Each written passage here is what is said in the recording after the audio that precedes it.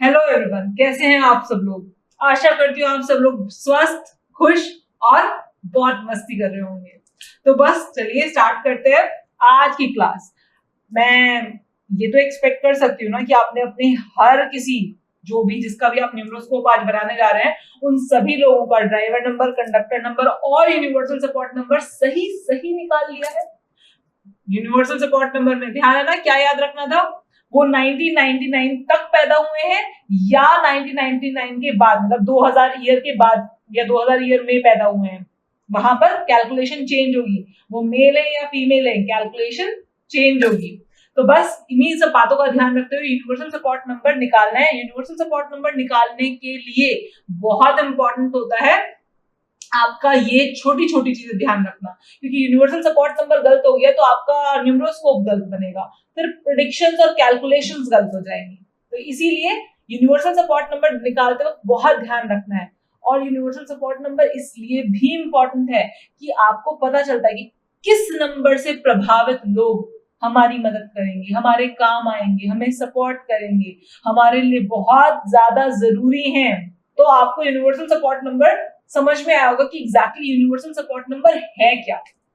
आज सबसे पहले मैं आपको बताऊंगी कि कुछ हमारी डेट ऑफ बर्थ में कुछ ब्लेसिंग्स होती हैं, कुछ सरप्राइजेस होते हैं और कई बार कोई सरप्राइज नहीं होता।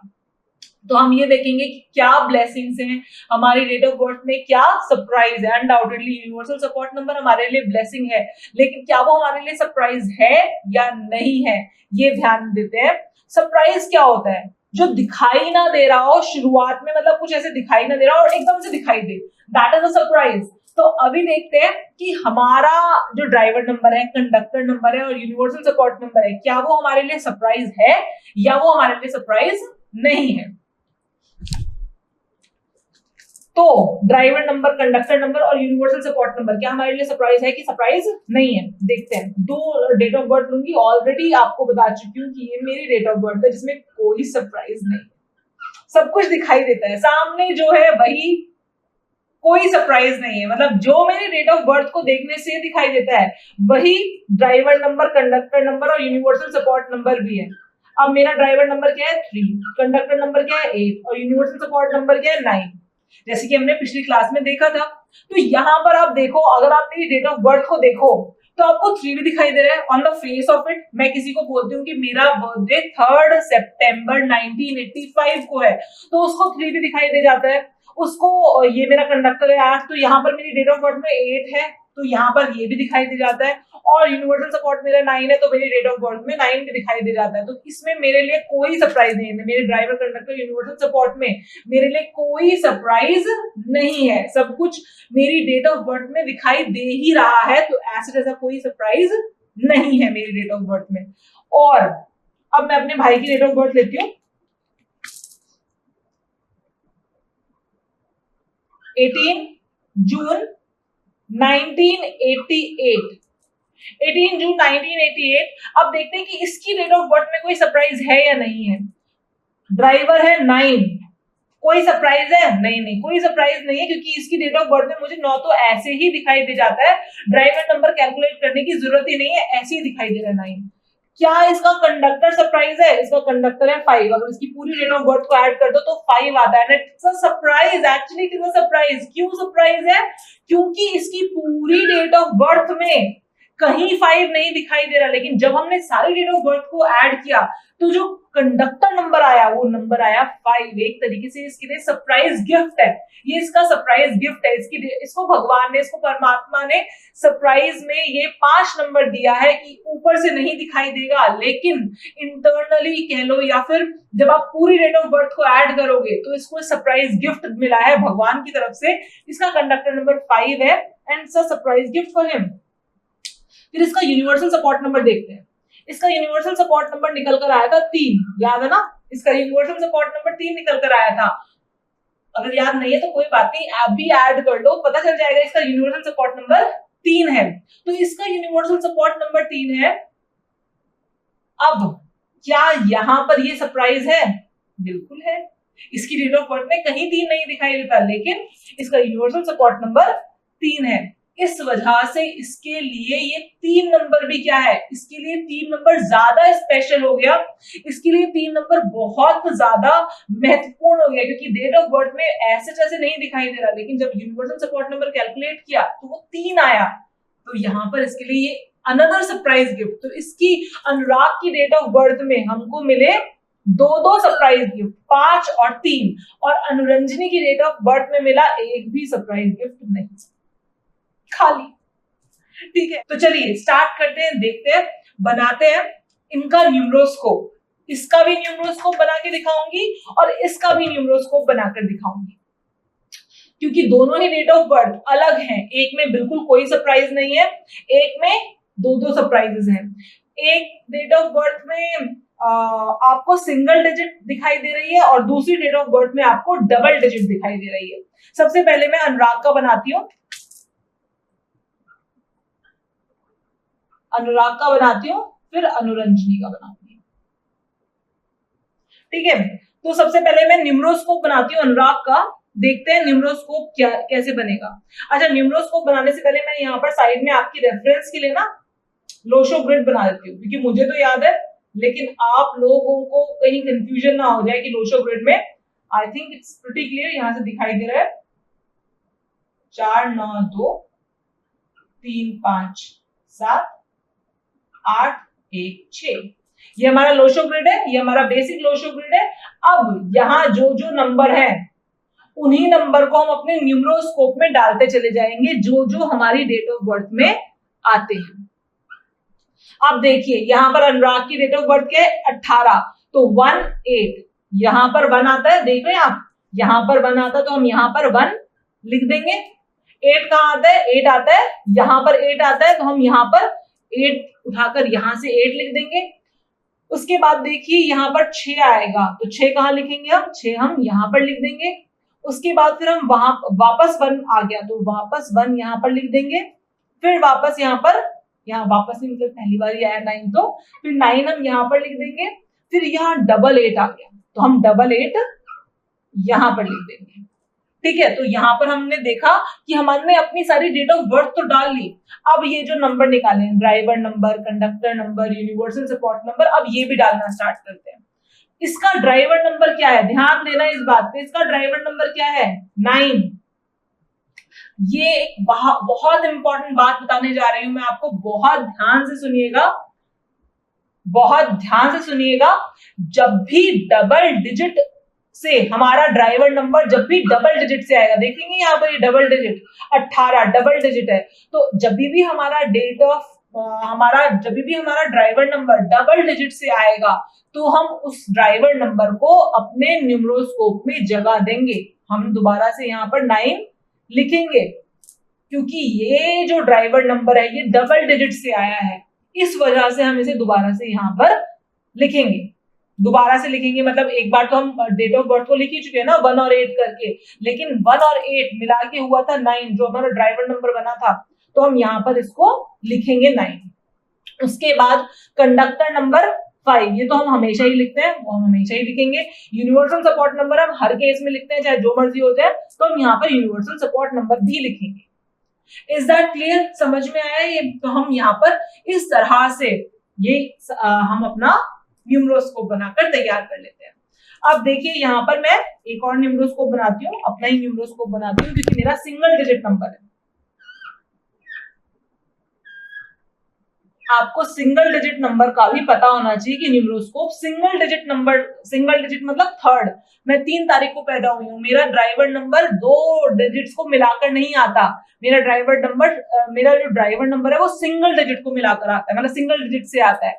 तो हम कैसे लिखना स्टार्ट करेंगे, 3 यहाँ पर लिख लिया, यहाँ पर आ गया, फिर 1 यहाँ आ गया, फिर दोबारा 9 यहाँ आ गया, फिर 8 यहाँ आ गया और 5 यहाँ आ गया। अब आप देखेंगे ड्राइवर नंबर 3, मैं दोबारा जैसे हमने यहाँ पर 9 ड्राइवर नंबर यहाँ लिखा था, हम यहाँ ड्राइवर नंबर न्यूमरोस्कोप में नहीं लिखेंगे क्योंकि ये सिंगल डिजिट से आया है, इसलिए हम दोबारा से, अब इधर यहाँ ऑलरेडी मैं ये वाला 3 लिख चुकी हूँ, अब मैं ये 3 दोबारा यहाँ पर नहीं लिखूंगी। ठीक है, हाँ, कंडक्टर नंबर हम यहाँ पर लिखेंगे 8, यूनिवर्सल सपोर्ट नंबर हम यहां लिखेंगे 9 और बन गया हमारा न्यूमरोस्कोप। ये हमारा न्यूमरोस्कोप बन के तैयार हो गया है। ठीक है, तो आपको समझ में आया। अच्छा एक चीज और, अगर हमारा जो सिंगल डिजिट है अब 10 तारीख है, क्या हम उसको डबल डिजिट मानेंगे? नहीं, हम मैंने कहा था ना 0 को हम नहीं रिकॉग्नाइज करते, तो 10 को हम सिंगल डिजिट मानते हैं। 20 तारीख को अगर कोई पैदा हुआ तो हम सिंगल डिजिट मानते हैं। 3 तारीख को अगर कोई 30 तारीख को अगर कोई पैदा हुआ तो भी हम उसको सिंगल डिजिट मानते हैं। ड्राइवर को फिर दोबारा से ऐड न्यूमरोस्कोप में नहीं करेंगे। एग्जाम्पल दे देती हूँ एक छोटा सा। आपने अपने सारे फ्रेंड्स, सारे फैमिली वाले लोग, सबका न्यूमरोस्कोप तैयार कर लिया है कि नहीं? क्योंकि आज हम जानने वाले हैं कि हमारे न्यूमरोस्कोप में, जो हमने न्यूमरोस्कोप बनाया है, उसमें कैसे पता लगाएं कि क्या है स्ट्रेंथ्स, हमारी स्ट्रेंथ क्या है और क्या है हमारी वीकनेस। वीकनेस नेक्स्ट क्लास में करेंगे, लेकिन आज की डेट में मैं आपको सारे योगास बताने वाली हूं, क्या क्या योग बनते हैं हमारे न्यूमरोस्कोप में, हमारी स्ट्रेंथ क्या होती है, ये सारी चीजें आज हम कवर करने जा रहे हैं। तो चलिए स्टार्ट करते हैं आज की क्लास। तो देखते हैं कि किस तरह से न्यूमरोलॉजी में हम योग देखते हैं, क्या हमारी स्ट्रेंथ होती है, उन योग्स में हमारी स्ट्रेंथ छुपी होती है। तो हमारी स्ट्रेंथ क्या है, आज का ये जो पूरी क्लास है वो सारी की सारी आपकी स्ट्रेंथ के ऊपर डिपेंड करेगी कि हमारी स्ट्रेंथ क्या है। हमारे न्यूमरोस्कोप के अकॉर्डिंग, किसी के भी न्यूमरोस्कोप के अकॉर्डिंग उसकी स्ट्रेंथ क्या है, जिससे कि हम अपनी स्ट्रेंथ को जान पाए। जिस तरह से रिजवाक की स्ट्रेंथ को यूज किया था उसके गुरु ने, उसी तरह से आप किसी के भी न्यूमरोस्कोप को देखकर उसकी स्ट्रेंथ जान सकते हैं, अपनी स्ट्रेंथ जान सकते हैं और अपनी स्ट्रेंथ को अपनी सक्सेस के लिए यूज कर सकते हैं। और वीकनेस को किस तरह से ओवरकम करना है नेक्स्ट क्लास में हम जानेंगे कि अपने ही न्यूमरोस्कोप से हम ये कैसे पता लगाएं कि हमारी वीकनेस क्या है और उसको ओवरकम कैसे करें, ये आगे वाले प्रोफेशनल कोर्स में मैं आपको बताऊंगी। तो चलिए स्टार्ट करते हैं। प्रोफेशनल कोर्स का टेंशन मत लीजिए। प्रोफेशनल कोर्स मैं कोई बाकी लोगों की तरह 75,000 रुपए, 1 लाख रुपए, 1.5 लाख रुपए ऐसा प्रोफेशनल कोर्स नहीं है। It is in your pockets, तो डोंट वरी अबाउट दिस। ध्यान दीजिए यहां पर, क्योंकि आज की क्लास बहुत इंपॉर्टेंट होने जा रही है। चलिए देखते हैं।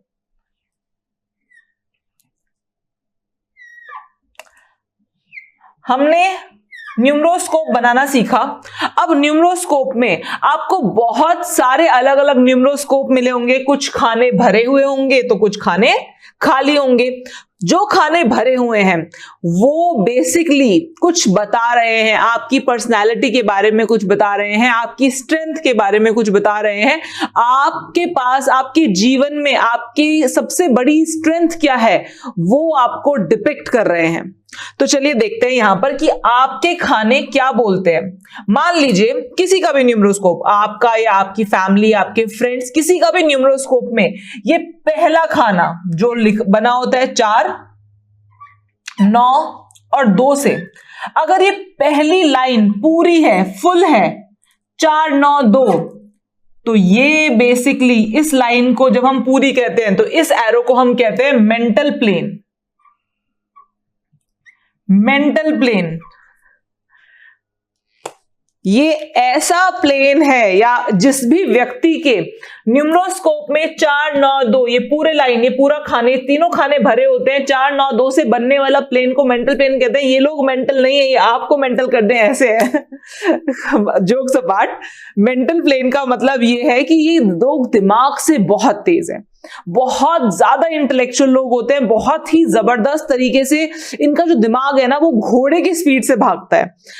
एक बार किसी चीज को देख लें, ध्यान से पढ़ लें, समझ लें, भूलते नहीं है। मेमोरी पावर बहुत शार्प होती है, बहुत शार्प। मतलब मैं कहती हूँ हाईएस्ट इंटेलेक्चुअल वाले लोग होंगे वो जिनका 4, 9, 2 ये पूरी लाइन कंप्लीट होगी, हाईएस्ट इंटेलेक्चुअल वाले लोग होंगे। मतलब बहुत ज्यादा अच्छी मेमोरी पावर होती है इनकी, दिमाग से तेज होते हैं, इतने तेज कि मैं एक बात बोलना चाहूंगी, 100 लोग एक तरफ जा रहे हैं, ये अकेले एक तरफ चल देंगे, और जो 100 लोग एक तरफ जा रहे हैं ना वो बोलेंगे अरे तुम ये कहां जा रहे हो, वो बोलेंगे 1 सेकंड रुक जाओ, टाइम आने पर बता दूंगा, और लास्ट में ये सही प्रूव होंगे।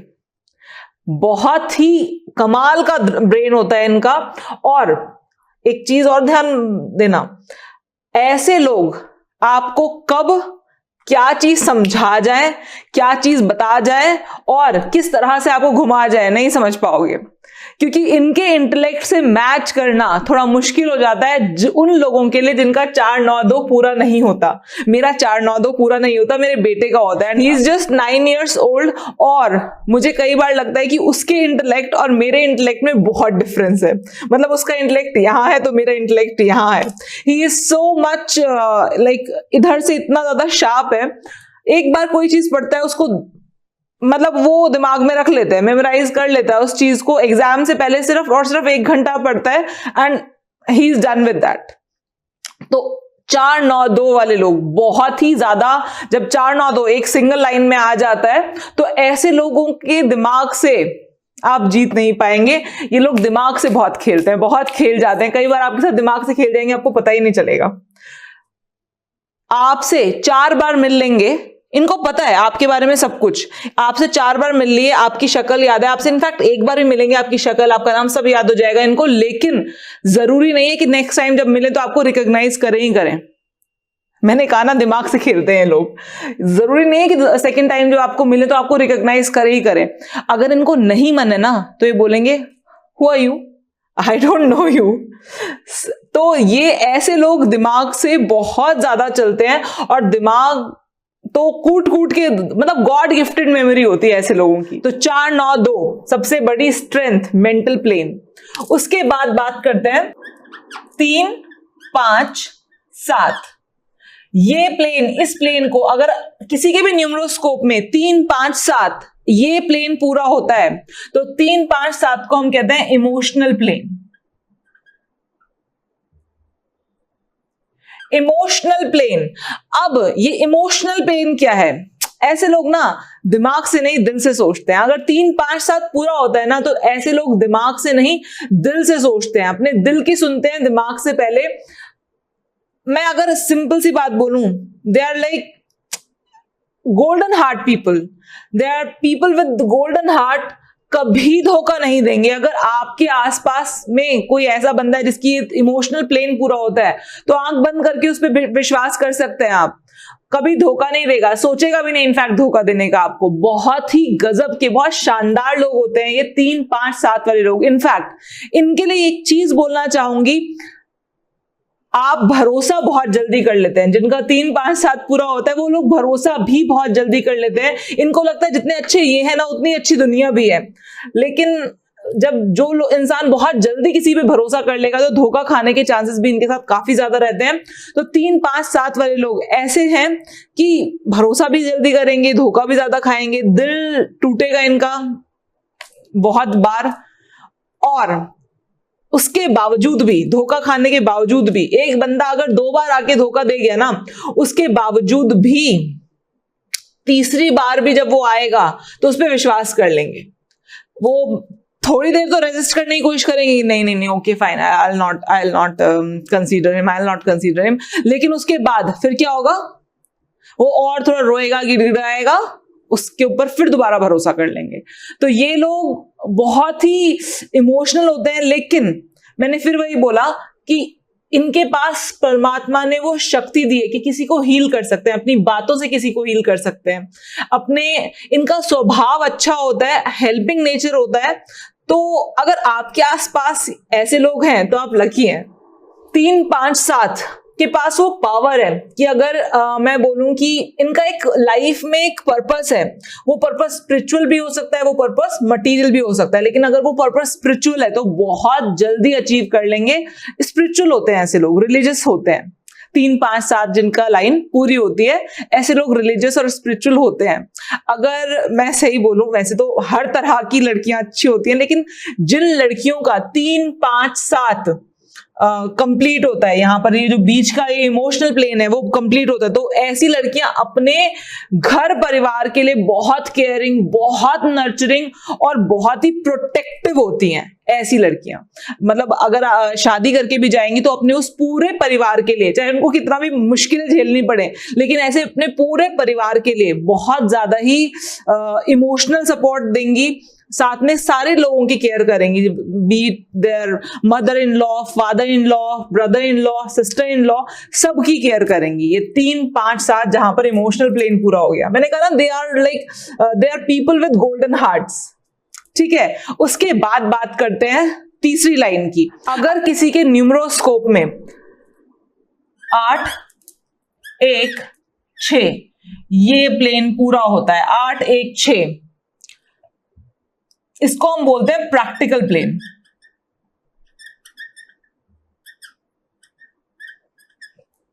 प्रैक्टिकल प्लेन, अगर किसी के न्यूमरोस्कोप में प्रैक्टिकल प्लेन पूरा होता है तो ऐसे लोग, एक शब्द में बता देती हूं, कब, कहां, क्यों, कैसे, किस लिए, किधर, मतलब इनके सवाल ही नहीं खत्म होते यार।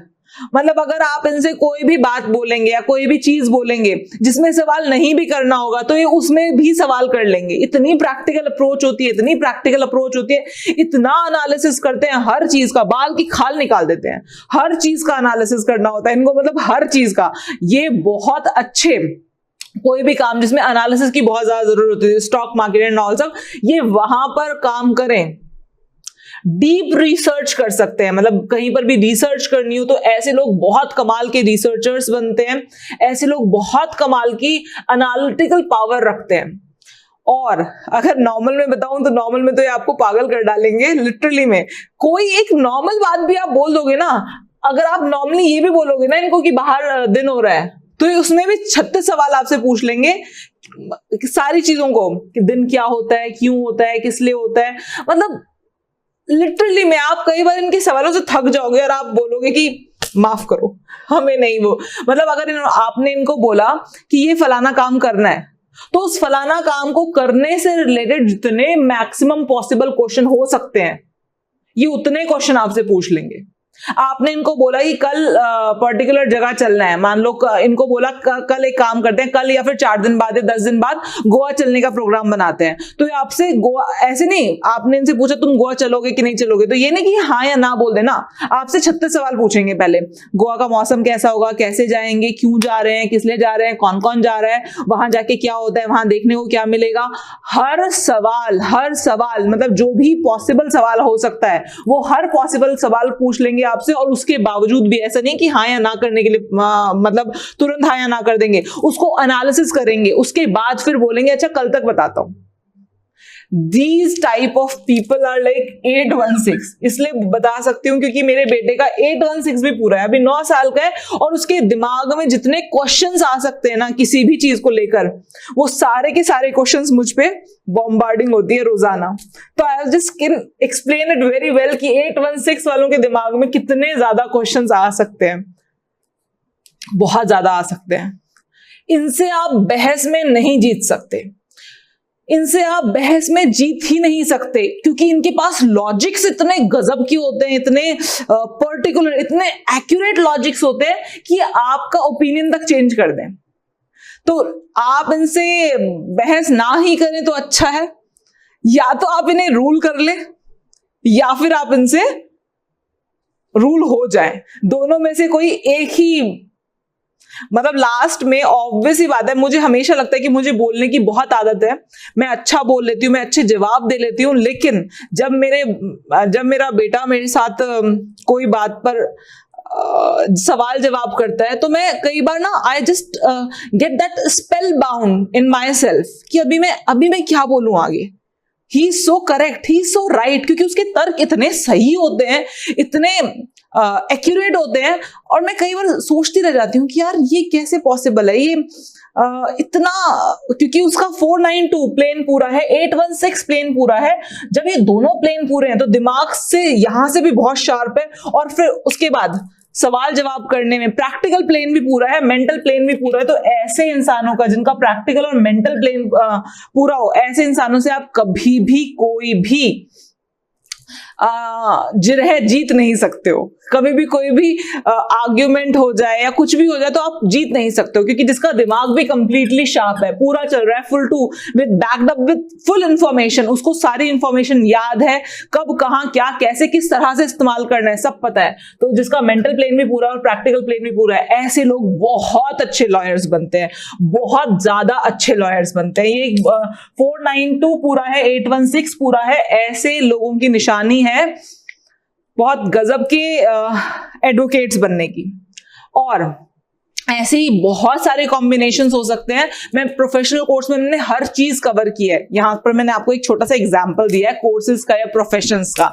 वैसे प्रोफेशनल कोर्स में हर प्रोफेशन कवर है।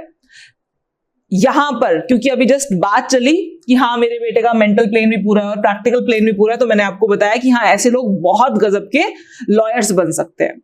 उसके बाद अभी आपको क्लियर हुआ है तीनों की तीनों चीजें, mental plane, emotional plane and practical plane. अब बात करते हैं, ये तो सारे हमारे हॉरिजॉन्टल प्लेन्स थे। अब अगर किसी के चार्ट में वर्टिकल प्लेन्स भी होते हैं, तो वर्टिकल प्लेन्स क्या होते हैं, किस तरह से होते हैं, अब चर्चा करेंगे उनके ऊपर, देखते जाइए आगे। अब बात करते हैं वर्टिकल प्लेन्स की। वर्टिकल प्लेन्स क्या क्या हो सकते हैं? 3 प्लेन्स की हम बात कर चुके हैं जो हॉरिजॉन्टल है, अब वर्टिकल प्लेन्स की बात करते हैं। वर्टिकल प्लेन कैसे बनता है? अगर किसी के न्यूमरोस्कोप में 4 भी हो, 3 भी हो और यहां 8 भी हो, तो इसको हम बोलते हैं, ये तीनों नंबर्स यहां पर तीनों पूरी लाइन भरी हुई हो, वर्टिकली ये पूरी लाइन 4 3 8 की पूरी लाइन भरी हुई हो, तो इसको हम बोलते हैं thought plane. Thought plane, thought plane का मतलब क्या है? प्लानिंग की शक्ति, सोच की शक्ति, कल्पना शक्ति, थॉट प्लेन। प्लानिंग करनी हो सबसे तेज है ये लोग, सबसे आगे, सबसे पहले कोई भी चीज प्लान करनी हो, चाहे वो आपकी वेकेशन हो, चाहे वो अपनी लाइफ हो, चाहे इनको पता होता है इनको अगले 5 साल में क्या करना है। They are very clear from there, बहुत क्लियर होते हैं, बहुत क्लियर होते हैं इन टर्म्स ऑफ कि क्या करना है, कैसे करना है, स्टेप बाय स्टेप हर चीज पता होती है। प्लानिंग, प्लॉटिंग बहुत अच्छी कर लेते हैं। इनफैक्ट मैं कहूंगी पॉलिटिक्स भी बहुत अच्छी खेल लेते हैं। तो 4 3 8 जिनका पूरा है वो बहुत अच्छे पॉलिटिशियंस भी बनते हैं।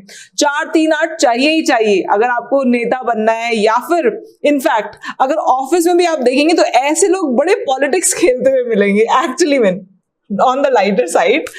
4 3 8 वाले लोग एक्चुअली पता है क्या है, उसके लिए पॉलिटिक्स खेलने के लिए भी आपको दिमाग चाहिए, वो दिमाग चाहिए, वो प्लानिंग करने का एक थॉट प्रोसेस चाहिए। तो वो थॉट प्रोसेस इनका पूरा होता है, इनके पास वो इंट्यूशन पावर्स अच्छी होती है इनकी। दूसरा, इनको एग्जैक्टली पता होता है कि अगर मैं इन्वेस्टमेंट की बात की जाए, ये बहुत अच्छे इन्वेस्टमेंट प्लानर्स भी बनते हैं। इन्वेस्टमेंट 8 नंबर फाइनेंस देता है आपको, तो ये बहुत अच्छे इन्वेस्टमेंट प्लानर्स भी बनते हैं। इनफैक्ट कोई भी ऐसी कंपनी जो म्यूचुअल फंड्स की कंपनीज होती है, उनके सीईओ, उनके सीएफओ देखना, उनके चार्ट में 4 3 8 मिलेगा। मैंने बहुत कंपनीज के जो म्यूचुअल फंड्स में काम करते हैं, स्टॉक ब्रोकर्स होते हैं, उनके सीईओ, उनके सीएफओ के चार्ट्स देखे हैं। As an I am a chartered accountant, तो मैंने उनके बहुत लोगों के, मतलब मेरा जो ज्यादा लेना देना पड़ता है, या फिर ये कह लो कि ज्यादा बातचीत होती है, ज्यादा नोन लोग हैं, वो यही लोग हैं। तो ऐसे लोगों के 4 3 8, मतलब अगर मैं 100 न्यूमरोस्कोप उठाऊं तो 99 न्यूमरोस्कोप में 4 3 8 का कॉम्बिनेशन बनता है। थॉट प्लेन उनका इतना सेट होता है, तभी वो इतनी आगे की प्लानिंग कर पाते हैं, कौन सा स्टॉक खरीदना है, कौन सा स्टॉक नहीं खरीदना, कौन से स्टॉक में आगे फायदा हो सकता है, कौन से स्टॉक में आगे नुकसान हो सकता है। इस चीज की सोच रखना, ये आगे की एक सोच रखना, और वो भी स्पेसिफिकली फाइनेंस की, थॉट प्लेन पूरा होता है उन लोगों का, वो बहुत परफेक्टली इस चीज की सोच रखते हैं। उसके बाद बात करते हैं 9 5 1।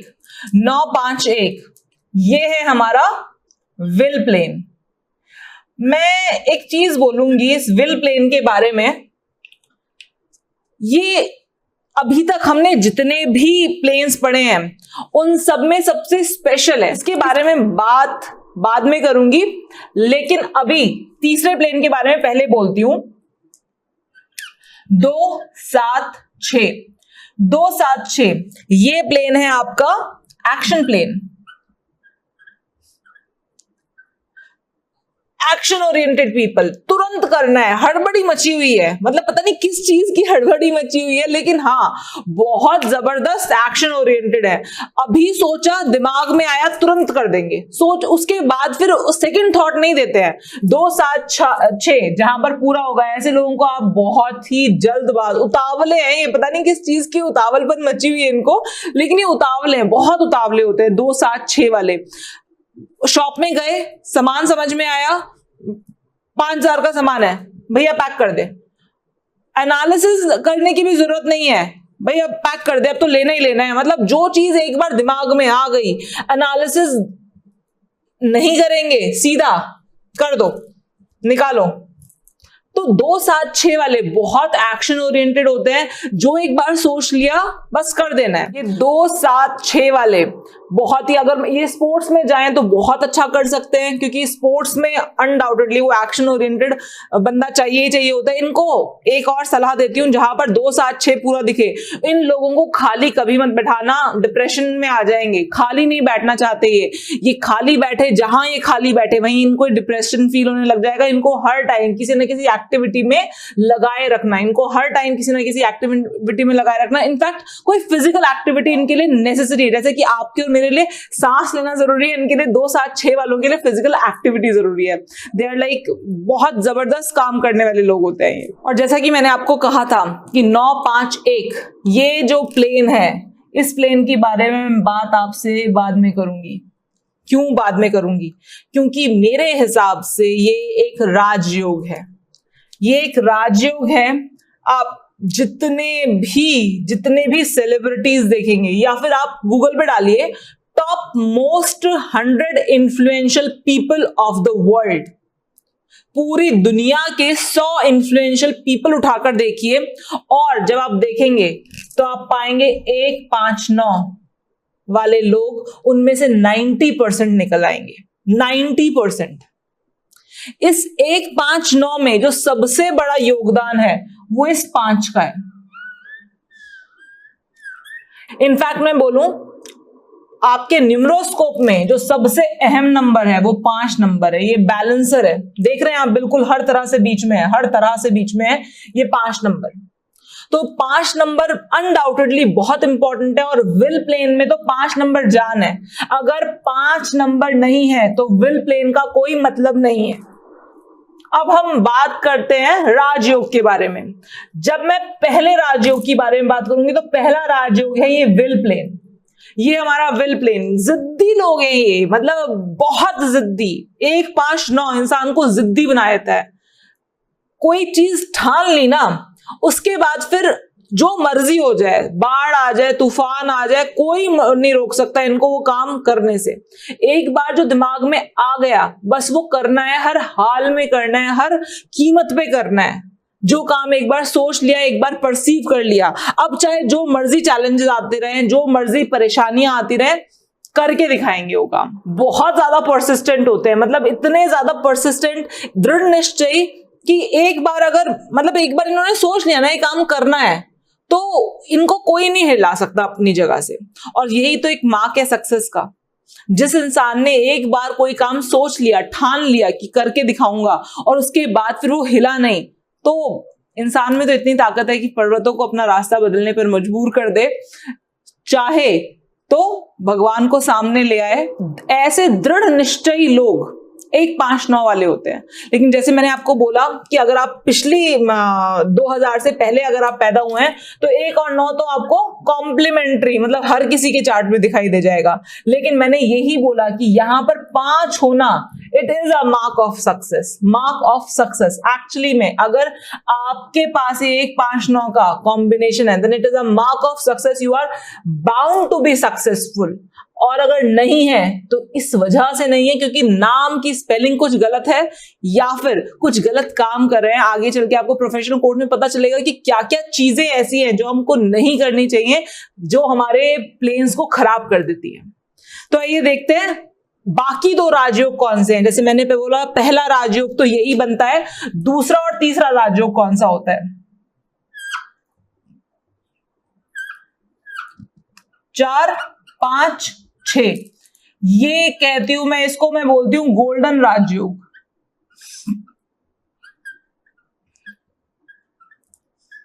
गोल्डन राजयोग, इसे गोल्डन राजयोग क्यों कहते हैं? They are people with silver spoon in their mouth. सुनिए ना आपने ये कहावत, चांदी की चम्मच मुंह में लिए हुए पैदा हुए हैं लोग।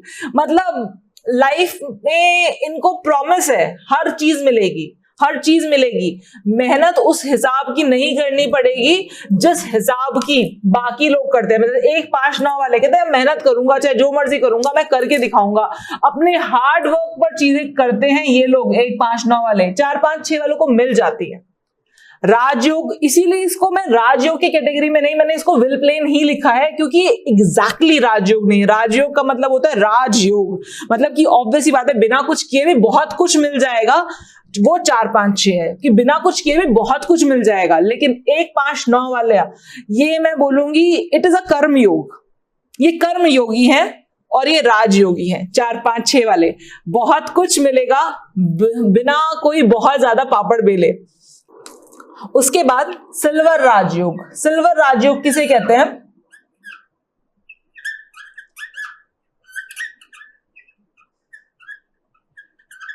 सिल्वर राजयोग इसे कहते हैं 2 5 8, ये है आपका सिल्वर राजयोग।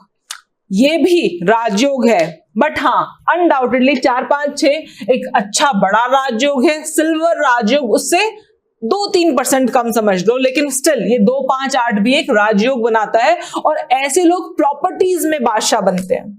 2 5 8 वाले रियल स्टेट में अगर अपना सिक्का आजमाए, जबरदस्त है।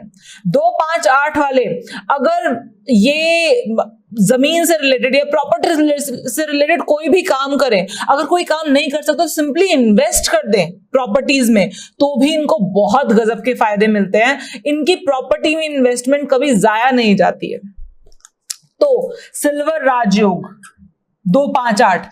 राजयोग का मतलब है कि आप कर्म करेंगे 1 और आपका राजयोग की वजह से 5 गुना अपने आप हो जाएगा, 5 गुना अपने आप हो जाएगा, ये होता है राजयोग। लेकिन राजयोग कभी ये नहीं कहता आप कर्म मत करो, आपको बैठे बिठाए सब कुछ मिल जाएगा, ये राजयोग नहीं कहता है। राजयोग का मतलब है कि आप कर्म करेंगे 1, 5 वो अपने आप मल्टीप्लाई हो जाएगा 5 से, आपको रिजल्ट 5 का आएगा। नॉर्मली लोग कर्म करते हैं 1 और रिजल्ट भी आता है 1 ही का, लेकिन आप कर्म करेंगे 1 और आपका ऑटोमेटिकली वो मल्टीप्लाई हो जाएगा 5 से। दैट इज गोल्डन राजयोग एंड सिल्वर राजयोग।